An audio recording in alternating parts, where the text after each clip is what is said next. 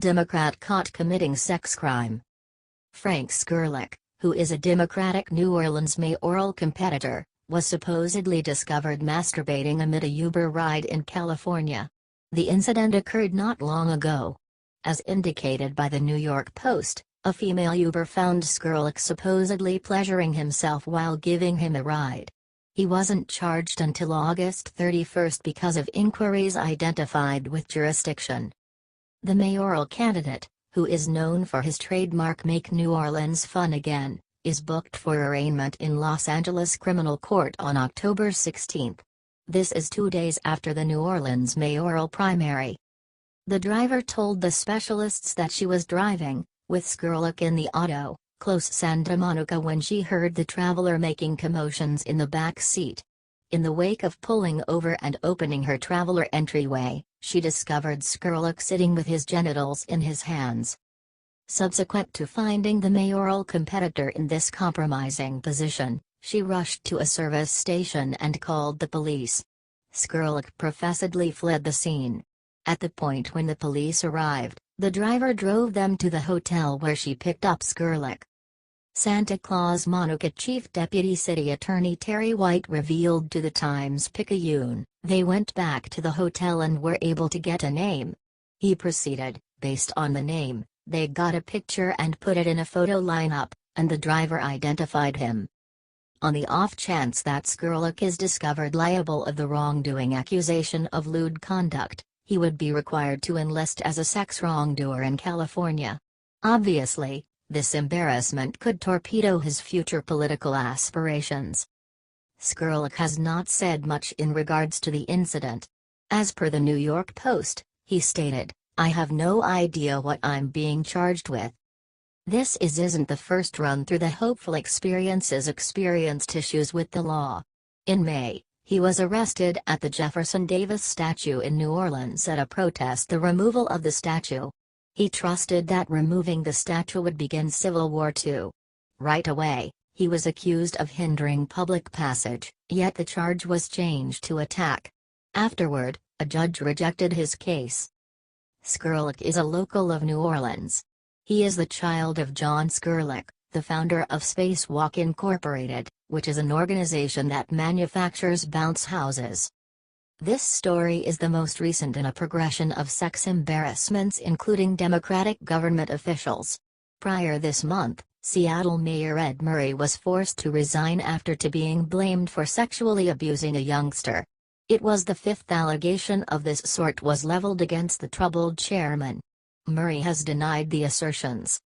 The most well-known embarrassment includes previous U.S. agent Anthony Weiner, who supposedly sent improper pictures to underage females. He is right now confronting charges of transferring obscene material to a minor. He is the prospective ex of Hillary Clinton associate Huma Abedin. Government officials on the two sides of the aisle have had their offer of stories including sexual offense. Notwithstanding, it appears that of late, it has been Democratic government officials who have collected the most consideration. What do you think about this? Do not hesitate and write your thoughts in the comment section below. Thank you for reading. HTCNA.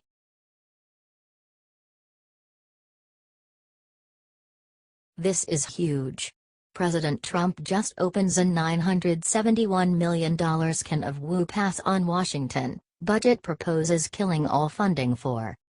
President Trump has expressed his aims of cutting back the government by dispensing with pointless organizations and representatives and by trimming consumptions to more reasonable levels. What's more, in the event that you could envision, the liberals are shocked. It shows up the Corporation for Public Broadcasting and the National Endowments for the Arts and Humanities are two organizations whose subsidizing is bound to be finished under the new budget proposal. Hollywood celebs have aroused to the reason in endeavors to mark Trump's proposed spending cuts as the worst-case scenario for arts groups. But here are the facts. However, defunding the Corporation for Public Broadcasting is unlikely to cripple either PBS or NPR. NPR received less than 1% of its revenue from the CPB, and PBS less than 7%, according to data from 2014 reported in the Washington Post. Via the Wrap. President Donald Trump made good on a long-time conservative goal in his first proposed budget Thursday morning, targeting the Corporation for Public Broadcasting and the National Endowments for the Arts and Humanities for complete elimination. Trump's budget would be out of the $445 million budget for the Corporation for Public Broadcasting, a relatively small source of funding for programming and broadcast operations on public TV stations and NPR radio stations nationwide, per Washington Post. The budget would also eliminate budgets for both national endowments, which stood at $148 million each in 2016, as well as $230 million for the Institute of Museum and Library Services, which supports libraries and museums. Additional cuts would affect two tourist mainstays in Washington, D.C., the Smithsonian Institution and the National Gallery of Art. Combined, the four arts organizations account for less than 0.02% of the U.S. government's $3.9 trillion budget. In 2016, the NE allocated $47 million to 50 states and 5 jurisdictions, funding that helped leverage $368 million from state governments to support arts organizations through more than 24,000 grants, according to the National Assembly of State Arts Agencies. In 2015, funding for the NE was almost one-third of what the U.S. budget allocated for military bands. Cutting financing for these offices is in all likelihood the initial phase in disposing of the loss over each level of the government, which is definitely required. The span of the government organization has become comparable with the national obligation, and if America will moderate the plunge towards economic disaster, important penances should be made. Public broadcasting and the arts and humanities will simply need to collect help from private residents, which is not hard to do. What do you think about this? Do not hesitate and write your thoughts in the comment section below. Thank you for reading. HT The Wrap.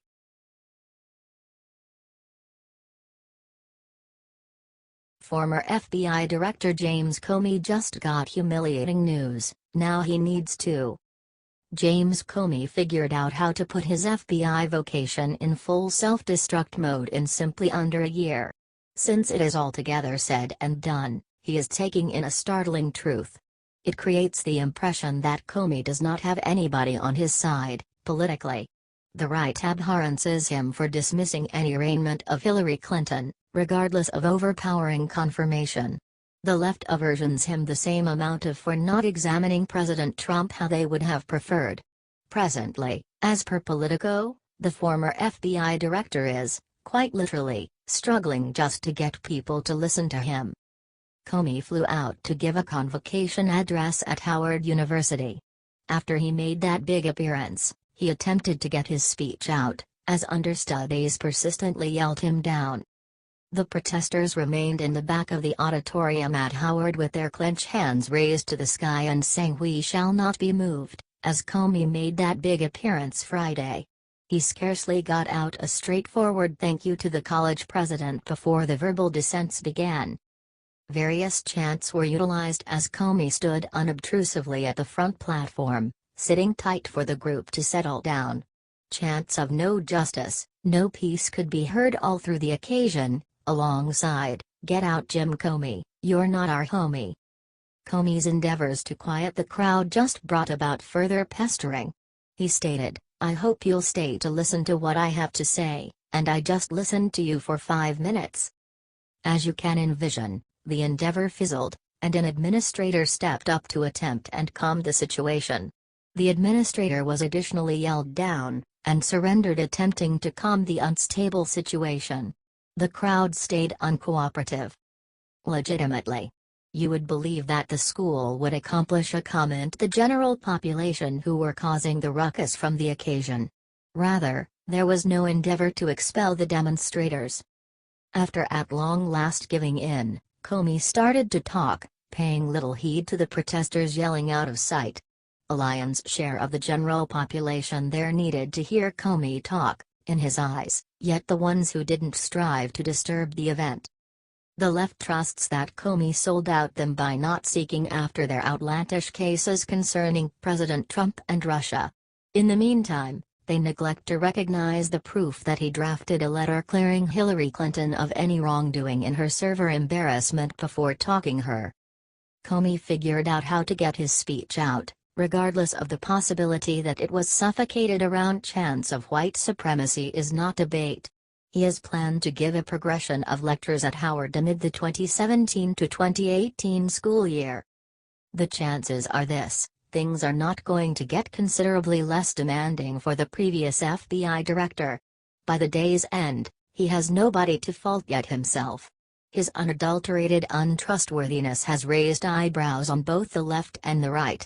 He has, as is commonly said, made his bed, and now he gets to lay in it. What do you think about this? Do not hesitate and write your thoughts in the comment section below. Thank you for reading. HTCNA.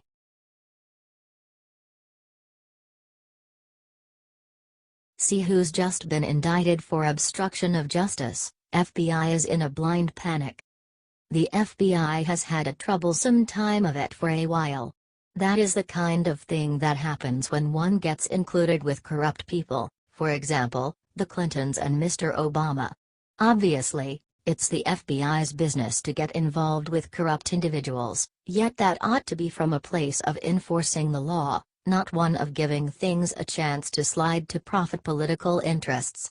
To add to the issues the office is managing because of Mr. Comey's faulty activities, it has now been uncovered that another wrongdoing seems to have been concealed. The Daily Caller is announcing that an FBI agent has been charged with obstruction of justice and making false statements in a shooting incident, and that he faces up to 25 years in prison if convicted on all counts. An FBI agent was indicted Wednesday on allegations of lying to cover up his role in the shooting of militia leader Robert Lavoy Finicum in Oregon last year. Agent W. Joseph Esterita, a 40-year-old hostage rescue team member, allegedly lied about firing twice on Finicum, who was shot to death in the course of an attempted arrest related to the militia's occupation of the Malheur National Wildlife Refuge in January 2016, reported the Oregonian. While Esterita's shots missed, two state police officers shot and killed Finicum just moments later, possibly triggered by Esterita opening fire first. Sadly, we've been down this street before with an individual from the hostage rescue team shooting a civilian personnel. Finicum is seen getting out of the truck and walking through the snow with his hands up in surrender. He then makes a move to reach into his jacket, where the FBI said he was carrying a gun. At that point, one of the authorities walks up out of the woods and shoots Finicum dead from behind. The state police officers were deemed justified in shooting Finicum, a verdict which remains unchanged by Esterita's indictment, according to Oregon U.S. Attorney Billy J. Williams. Assuming, surely, Mr. Finicum was getting ready to start shooting at the police, they were totally legitimized in shooting him while safeguarding themselves. Then again, FBI Specialist Esterita's prosecution unmistakably demonstrates that he supported which he felt it important to conceal. What individuals, for example, Esterita and Comey neglect to comprehend is that the notoriety of the many fine operators who serve respectably in the FBI is discolored when they take part in faulty or illicit acts. In that sense, the individuals who present with unique excellence are victims of the kind of conduct. It might be that the FBI has a touch of the swamp in it that necessitates draining. What do you think about this? Do not hesitate and write your thoughts in the comment section below. Thank you for reading. HT The Daily Caller.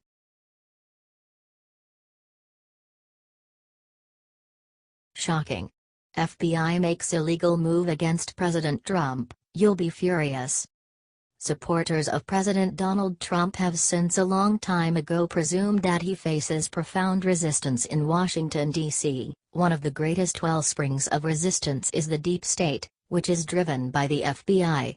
This week, for the third time in succession, the FBI has declined to hand over subpoenaed archives relating to the mostly debunked Trump dossier. So far, both the FBI and the Justice Department have been stating no to the House Intelligence Committee, as indicated by the Gateway pundit. This is unlawful, as well as it brings up issues about the much-vaunted independence of the FBI. So far this week, the best law enforcement agency in the country has gotten a bruised eye.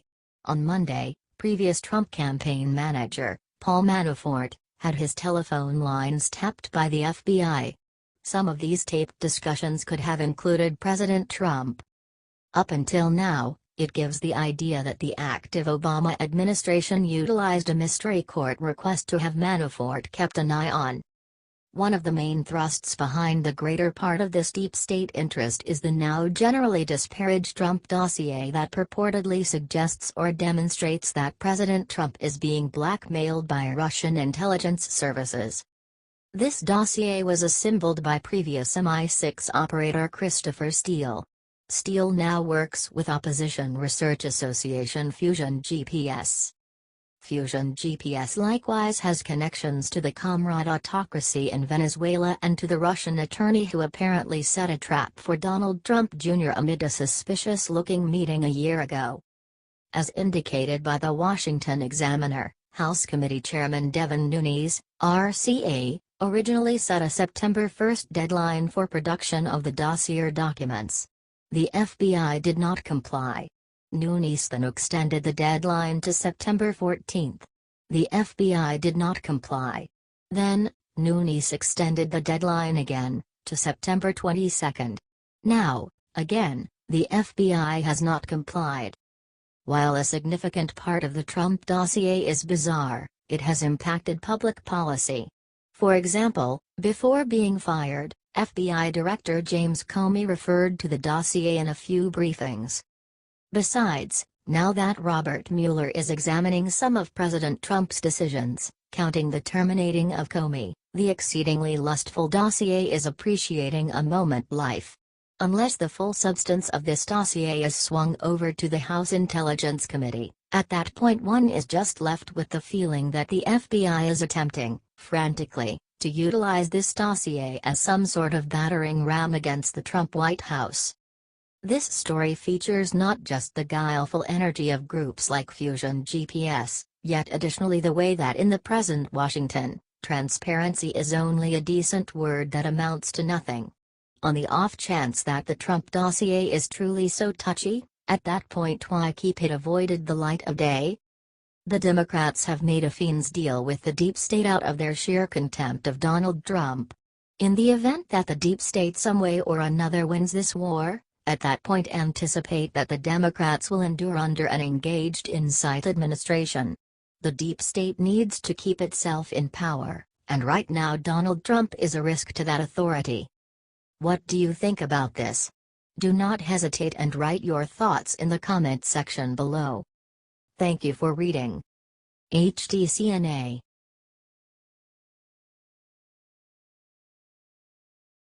Chuck Schumer loses his mind. He screamed at a pro-Trump family in swanky restaurant, then followed them outside. The Democrat leadership is as yet recuperating from their notable 2016 election defeat. In a current occurrence, Senator Chuck Schumer lost his temper with a family eating at an upscale New York bistro, forcing them to flee. As per Fox News, patrons of the upscale Set Mezzo Eatery in New York's Upper East Side had their supper hindered when Senate Minority Leader Chuck Schumer, DNY, began verbally hassling an all-around associated supporter of President Trump. Cafes at the eatery revealed to Page 6 that Schumer made a scene, and was yelling at the female Trump supporter. Schumer supposedly took after the lady and her husband outside to proceed with his rage, shouting, "How could you vote for Trump? He's a liar." Prominent Democrat Joseph A. Califano Jr. was enjoying a peaceful supper with his better half, Hillary, when Schumer moved toward the New York couple. Califano served in as the Secretary of Health, Education, and Welfare under previous President Jimmy Carter. He likewise served in as the residential policy advisor to the previous President Lyndon B. Johnson. Hillary Califano is the daughter of William S. Paley, founder of CBS. Regardless of being married to a prominent Democrat, Hillary Califano upheld and voted in favor of President Trump in the 2016 presidential race. As indicated by a witness who was eating at Set Mezzo, Chuck Schumer recognized the couple from over the room and moved toward their table. They are a highly respected couple, and Schumer made a scene, yelling, "She voted for Trump." The patron additionally expressed, the Califanos left the restaurant, but Schumer followed them outside. Chuck Schumer continued his tirade on the street, and was heard yelling, "How could you vote for Trump? He's a liar." He kept repeating, "He's a liar." Hillary Califano confirmed the story with Page 6 and clarified that Senator Schumer was really rude. "He's our senator, and I don't really like him. Yes, I voted for Trump. Schumer joined us outside and he told me Trump was a liar. I should have told him that Hillary Clinton was a liar, but I was so surprised I didn't say anything." Schumer denied that he lost his cool at the eatery. A representative for the congressperson clarified that Schumer and his wife ate at the cafe on Sunday, engaging in unremarkable conversation with patrons who approached their table. There were no heated exchanges with anyone. This is clearly rather than Hillary Califano's announcements. This is not the first run-through Democrat leader Chuck Schumer let his feelings defeat him. Not long ago, Chuck Schumer broke down into tears while endeavoring to condemn President Trump's executive order temporarily blocking movement from 7 Muslim Greater Part nations. While meeting with journalists, President Trump questioned Schumer's truthfulness, guaranteeing the representative was wearing fake tears and more likely than not utilized an acting coach. "I know him very well," President Trump said of his fellow New York local. "I don't see him as a crier. If he is a different man. There's about a 5% chance that it was real, but I think they were fake tears." These occurrences demonstrate that a few leaders on the left are as yet unfit to acknowledge that the general population of the United States picked Donald Trump as their leader. What do you think about this? Do not hesitate and write your thoughts in the comment section below. Thank you for reading. HTCNA.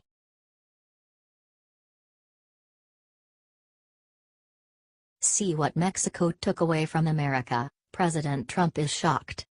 Mexico has been soaking up the United States for God knows how long. Between the immeasurably unreasonable NAFTA agreement to the encouragement of its residents to overstep U.S. government immigration laws by jumping the border, our citizens in this nation have been balanced an exceptionally costly bill. In its encouragement of its citizens to jump our border, they have even gone so far as to give them tips on the most proficient method to diversion our system, how to answer certain inquiries, and how to apply for social services in the wake of entering our nation, keeping in mind the end goal to be protected and unfit to be deported upon capture.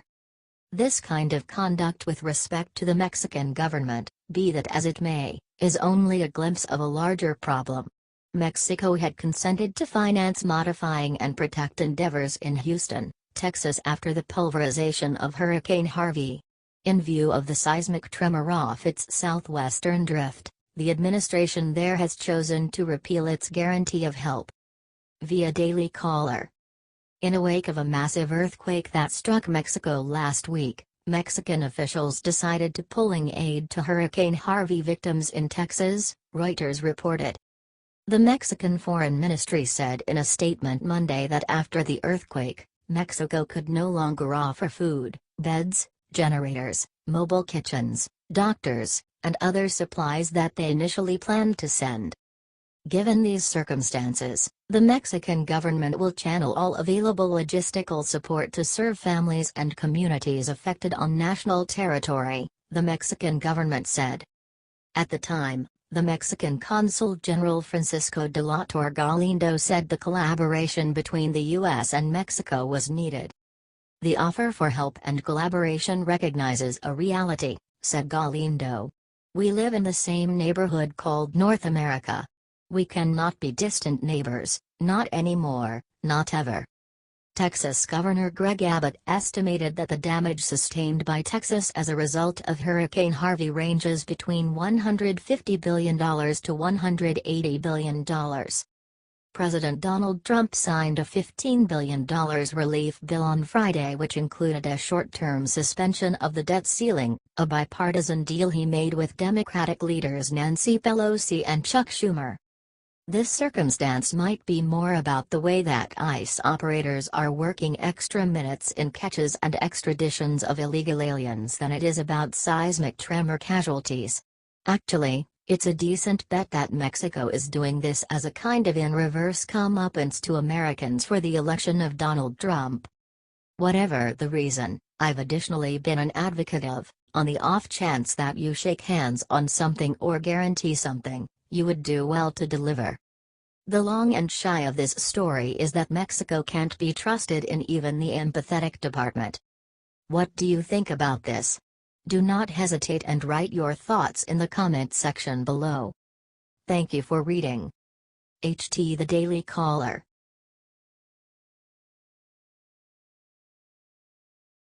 Top Democrat just announces resignation, liberals shocked. At the point when leftists find out about claims in the Catholic Church regarding molestation of kids by priests and clergy, they rally to the cry like flies to sugar. There isn't a man charged, according to the left, that isn't blameworthy before a trial has even been started, and there isn't a receiver sufficiently enormous to pronounce to the world that this kind of conduct is not an irregularity, but rather the standard. Liberals are great at indicating shock and misusing any circumstance they regard will get them enough acknowledgement before the fake news industrial complex cameras. At the point when the mirror is turned about, be that as it may, you'll see an altogether different conduct.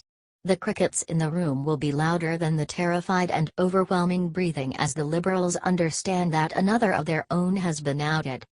On account of the primary transparently gay leader of Seattle, Washington, leftists encouraged around this man, demonstrating that it was more about the philosophy than the shock. In the event that the belief system took a leftist account, at that point shock was not feasible. With the chairman, the assertions of sexual attack of young men when they were extremely youthful was more than the left was eager to remain behind. In this way, they remained back as he put forth his expression that he had done nothing incorrectly, but via the blaze. After months of battling accusers who said he had molested them as children, the mayor of Seattle is resigning from his position. Seattle Mayor Ed Murray announced Tuesday that he intended to resign just hours after the latest allegation was revealed from a fifth accuser. Murray is a Democrat and the first openly gay mayor of Seattle. While the allegations against me are not true, it is important that my personal issues do not affect the ability of our city government to conduct public business, he said in a statement. To the people of this special city and to my dedicated staff, he added, I am sorry for this painful situation. In July, the Seattle Times uncovered a CPS report about his alleged abuse that was previously believed to have been destroyed. The Oregon Child Protective Services report concluded in 1985 that Murray had molested his foster son. In the professional judgment of this caseworker who has interviewed numerous children of all ages and of all levels of emotional disturbances in relation to sexual abuse, the report read, Jeff Simpson was sexually abused by Edward Murray. Murray responded by denying he was guilty and pointed to the fact that he was never charged with the crime. The Multnomah County prosecutor, however, said at the time that they were unsure they could meet the high legal standard to prove the accusations, but did not say he was innocent. Despite what the leader says, the straightforward certainty is that he was chosen not on the grounds that he was an excellent or exceptional individual to fill such a position, yet more as a result of his sexual orientation. That is grievous. In any case, it is after all the basic foundation of personality governmental issues. There is likewise the toll that this goes up against the groups of the victims who are presently not just battling a man who accomplished something loathsome to their kids, yet additionally battling City Hall. Truly. Pray God for these families. What do you think about this? Do not hesitate and write your thoughts in the comment section below. Thank you for reading. HT The Blaze.